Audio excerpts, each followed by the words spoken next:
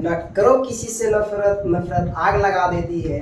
न करो किसी से नफरत, नफरत आग लगा देती है। और प्यार की बड़ी एक बूंद बड़ी से बड़ी आग को बुझा देती है। तो आइए आज की इस वीडियो लेक्चर, मजेदार लेक्चर में हम लोग समझने वाले हैं कि किस तरह से ये तो जिंदगी का आग बुझाने का था कि किस तरह से हम लोग प्यार से किसी भी आग को बुझाते हैं। तो आइए एक्चुअल में जो हमारे घरों में आग लग जाती है या किसी गाँव में शहरों में किस तरह से आग लग जाती है छोटे से स्थान में, तो हम उसको किस तरह से बुझाने का काम करते हैं। आइए इस वीडियो लेक्चर के माध्यम से बहुत अच्छी तरीके से समझेंगे। तो वीडियो लेक्चर तक एंड तक बने रहिएगा और बहुत छोटा सा लेक्चर होगा। आइए अग्निशामक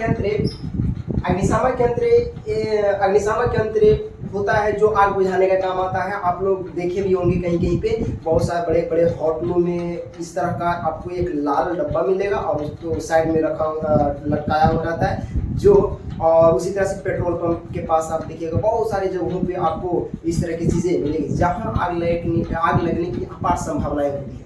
तो यहाँ पे किस तरह से अग्निशामक यंत्र काम करता है। तो ये मेटल का एक बनाया हुआ चीज रहता है जो ट्यूब की तरह होता है, ठीक है। अब उसमें क्या होता है कि दो तरह की चीज होती है। इसमें जो अंदर का पार्ट होता है दो तरह का पार्ट बनाया जाता है। एक अंदर वाला पार्ट ट्यूब की तरह बनाया जाता है और एक पूरा सा बड़ा सा, तो बड़ा सा में छोटा सा ट्यूब की तरह बना दिया जाता है जिसमें रखा जाता है सल्फ्यूरिक अम्ल को, और उसके बाहर से रखा जाता है सोडियम बाइकार्बोनेट का। ये लिक्विफिकेशन फॉर्म में होता है, मतलब लिक्विड फॉर्म में होता है। सोडियम बाइकार्बोनेट का लिक्विड फॉर्म होता है और यहाँ पे H2SO4 सल्फ्यूरिक अम्ल का भी कौन सा होता है, लिक्विड फॉर्म होता है। तो H2SO4 का लिक्विड फॉर्म और NaHCO3 जिसे हम लोग ऐसे साधारण भाषा में खाने वाला सोडा के नाम से भी इसे जानते हैं, और इसे हम लोग सोडियम बाइकार्बोनेट इसका रासायनिक नाम के तौर पर जानते हैं। तो यहाँ पे क्या होता है कि जब हम इसको घुंडी कहते हैं, इसकी क्या कहते हैं हम लोग, घुंडी कहते हैं।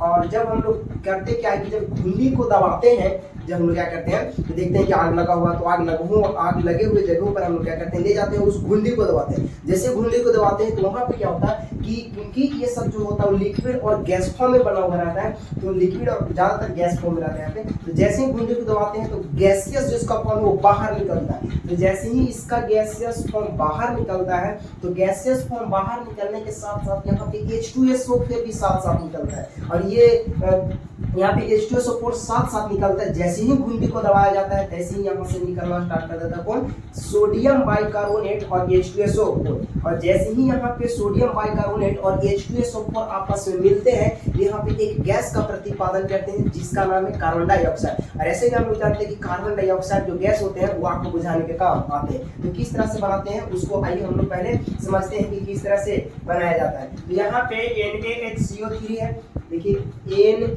NaHCO3 ये है सोडियम बाइकार्बोनेट, और जैसे ही इसका रिएक्शन किसके साथ होता है तो H2SO4 के साथ कराया जाता है तो यहाँ पे क्या होता है कि बनता है सोडियम का सल्फेट, बनता है सोडियम का Na2SO4 सोडियम का सल्फेट, और क्या बनता है तो और बनता है यहाँ पे जल, और क्या बनता है तो और बनता है यहाँ पे CO2।